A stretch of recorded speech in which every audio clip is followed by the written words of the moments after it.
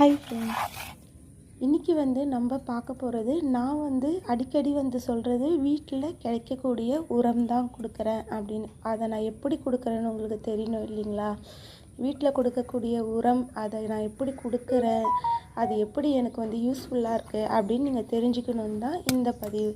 இது பாருங்கள், இது ஒரு கொய்யா செடி. இந்த செடி இப்போ தான் நாங்கள் புதுசாக வச்சது. இங்கே இந்த இடத்துல பாருங்கள் எவ்வளோ மண்புழுக்கள் இருக்குது. ஜஸ்ட்டு இந்த செடி வச்சு நான் ஒரு 4 வாரம் தான் இருக்கும். 4 வாரத்துக்கு அப்புறம் 1 வாரம் கழித்து நான் இதுக்கு காய்கறி தோல் கழிவுகள் கொடுக்க ஆரம்பிச்சிட்டேன். ஜஸ்ட்டு ஒரு கைப்பிடி கழிவுகள் தான் நான் கொடுத்துருந்தேன்.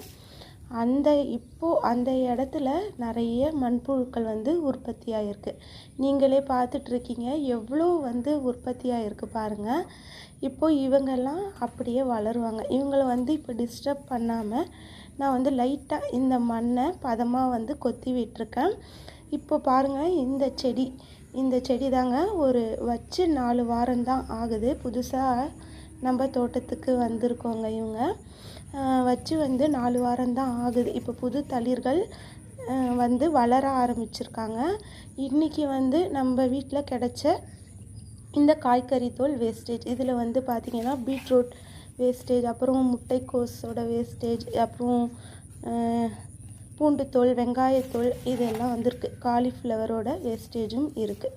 இந்த வேஸ்டேஜை நம்ம எதுவுமே பண்ணாமல் அழுத்தம் கொடுக்காம அப்படியே மேலோட்டமாக அந்த கொத்தி விட்ட மண்ணில் பதமாக வச்சுட்டு இதுக்கு மேலே ஜஸ்ட்டு லைட்டாக மண்ணை தூவி விட்டாலே போதும். மண்ணை ஃபுல்லாக போட்டு மூடிடக்கூடாது. நல்லா காற்றோட்டமாக இருக்கணும்.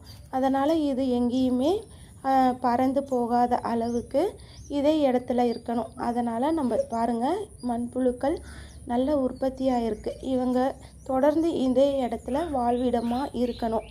அப்படி இருக்கும் பொழுது பார்த்திங்கன்னா இவங்களுக்கு நம்ம தொடர்ந்து உணவு, இந்த வேஸ்டேஜை கொடுக்கும் பொழுது நம்ம செடிகளுக்கும் உரமாக போகும். இவங்களுக்கும் அது ஒரு உணவாக இருந்து வளர்ச்சி அடைஞ்சு இவங்களோட கழிவுகள் நம்ம செடிக்கு தொடர்ந்து உரமாக போகும். அது மட்டும் இல்லாமல் நம்ம மண்ணை டைட்டாக ஆகாமல் அவங்க உதிரியாக, அதாவது மண்ணை டைட்டாக விடாமல் நல்லா காற்றோட்டமாக மண் வளத்தை பாதுகாக்க இவங்களை நம்ம இங்கேயே தக்க வச்சுக்கலாம்.